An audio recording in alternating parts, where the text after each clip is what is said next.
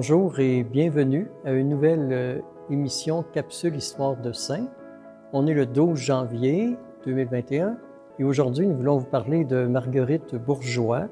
On est d'autant plus fiers de parler de Marguerite Bourgeoys qu'elle est une des patronnes des paroisses de notre unité pastorale qui recouvre les églises Marie Médiatrice et Saint-Esprit.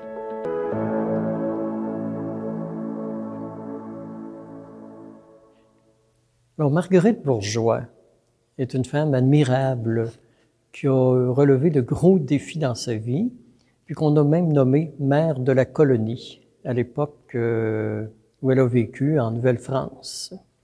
Elle est née à Troyes, en France, dans la province de Champagne, et elle est issue d'une famille chrétienne. Elle songe à la vie religieuse, mais il y a quelque chose en elle qui l'empêche d'entrer en communauté parce qu'elle ne veut pas être cloîtrée. Alors, elle devient membre externe d'une communauté religieuse qui sont dans l'enseignement. Et à 20 ans, elle travaille auprès des familles défavorisées. Et c'est là que sa supérieure est la sœur de M. Paul Chaumédé de Maisonneuve et lui parle de la Nouvelle-France, de Maisonneuve, qui a reçu la mission de fonder une nouvelle ville qui s'appelle Ville-Marie. Alors, il se cherche du personnel et Marguerite se porte volontaire pour tout de suite aller en Nouvelle-France, ce qu'elle finira par faire en 1653. Alors, son désir, évidemment, c'est de fonder des écoles, ou du moins une école à Ville-Marie, puis de s'occuper des enfants. Alors, quand elle arrive en Nouvelle-France, on est l'automne, puis il est trop tard pour prendre encore le bateau, prendre le fleuve Saint-Laurent et se rendre à Ville-Marie, fait qu'elle est obligée de passer l'hiver à Québec. Et là, à Québec, elle se lie beaucoup d'amitié avec Marie de l'Incarnation, qui souhaite beaucoup la garder auprès d'elle. Mais Marguerite dit, « Moi, je suis partie pour Ville-Marie. » Alors, elle résiste à la tentation de rester à Québec. Et elle arrive à Ville-Marie. À l'époque, il y a beaucoup de mortalité infantile. Alors, Marguerite ne peut pas partir son école tout de suite.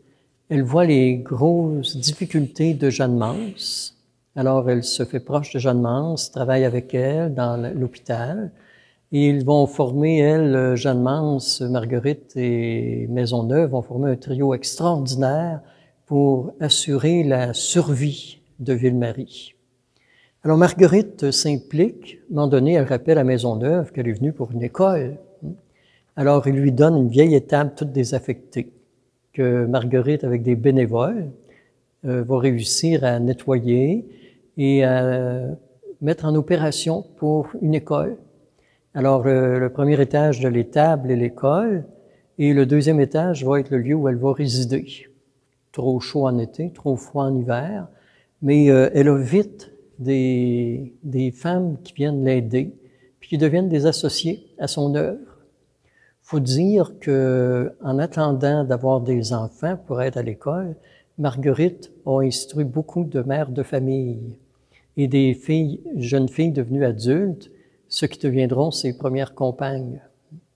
Alors Marguerite, sans s'en rendre compte, comme cela arrive très souvent, réalise à un moment donné qu'elle est comme en communauté. Alors, une communauté, c'est pas quelque chose qu'on fonde, c'est quelque chose qu'on regarde après coup, et on dit, ben coudonc, on fait une vie communautaire. Et elle répond à un de ses grands désirs, c'est-à-dire d'être une communauté qui n'est pas cloîtrée. Mais ça n'existe pas. À Rome, on refuse. Il faut que les communautés religieuses féminines soient toutes cloîtrées. Et Vincent de Paul, François de Sales viennent juste de se faire refuser la permission. Alors, Monseigneur de Laval va lui compliquer la vie.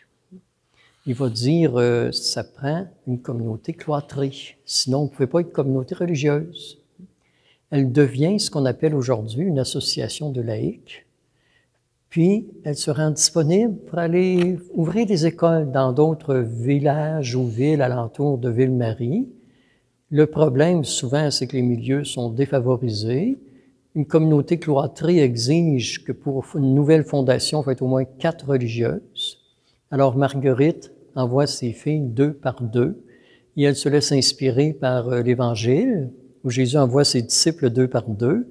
Sa grande source d'inspiration, c'est Marie, d'où la congrégation Notre-Dame, où elle médite beaucoup, puis elle va semer l'esprit dans sa communauté, qui est encore là aujourd'hui, de l'image de la visitation.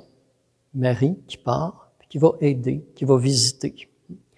Alors, elle n'a jamais refusé d'aller là où la charité exigeait, puis elle a vite pris conscience que souvent les problèmes qu'on connaît dans les familles, c'est parce que les gens ne savent pas lire, ne savent pas écrire. Alors, femme d'organisation, Mère Bourgeois devient vite un pilier de la Nouvelle-France.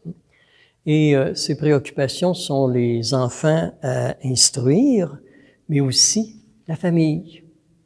Et c'est là qu'on va confier à Marguerite les filles du roi, ces filles qui arrivent, puis qui veulent prendre famille, pour fonder une famille avec un soldat, souvent de Carignan. Et elle est consciente que si on veut porter Dieu, il faut d'abord des mères de famille convaincues.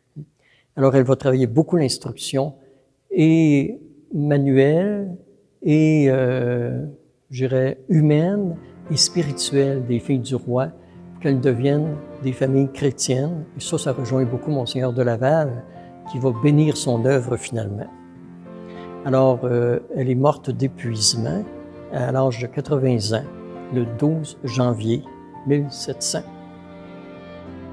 Soyons ce que nous devons être, et nous verrons paraître des germes d'avenir.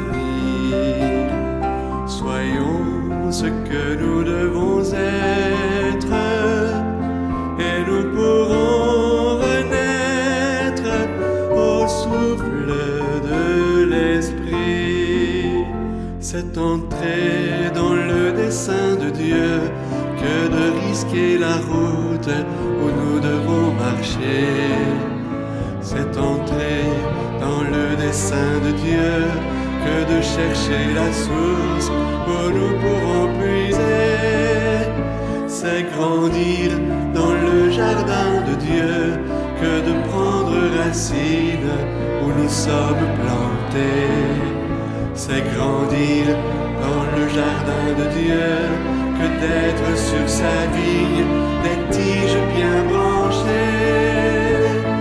Soyons ce que nous devons être, et nous verrons paraître des germes d'avenir. Soyons ce que nous devons être, et nous pourrons renaître au souffle de l'Esprit. Alors, la communauté dans laquelle nous sommes regroupe les 2 anciennes paroisses, Marie Médiatrice et Saint-Esprit, puis on leur a donné le nom de Sainte Marguerite Bourgeois. Parce que, en 1965, l'archevêché avait acheté un immense terrain en vue d'y bâtir l'église Marie Médiatrice, et finalement, l'église a été bâtie sur un autre terrain. Et le terrain en question, on l'a baptisé Parc Marguerite Bourgeois, et c'est une partie de ce parc qui est devenu par la suite le pavillon Monseigneur Racine. Alors, on se situe dans le secteur de la paroisse Marie Médiatrice.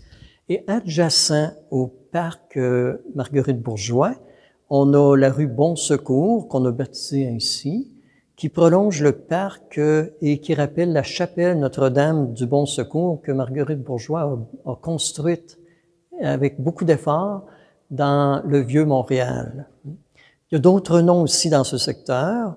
Il y a le nom de la rue Troy, en mémoire de la ville d'origine de Marguerite, et de la rue Champagne, qui est sa province d'origine. Et j'ai même appris en fouillant, puis en écoutant des sages savants de la communauté, que 3 filles de Sherbrooke sont rentrées dans la congrégation de Mère Bourgeois et qui ont tenu des rôles importants dans la communauté, ce qui fait qu'on a donné leur nom à des rues qui sont dans le secteur ici, la rue Brûlé, Landreville et Doré. D'où le vocable de Marguerite Bourgeois. Alors chez nous, en plus, dans le secteur où nous sommes, qui est sous la gouverne spirituelle de Marguerite Bourgeois, on retrouve l'Université de Sherbrooke, la polyvalente de Triolet et 2 écoles primaires, ce qui était très cher à Marguerite, l'enseignement. Alors, je suis heureux de vous avoir partagé un peu l'histoire de Marguerite Bourgeois, d'au moins vous avoir donné le goût de mieux la connaître. Et on termine ainsi la capsule Histoire de Saint pour cette semaine. À une prochaine rencontre.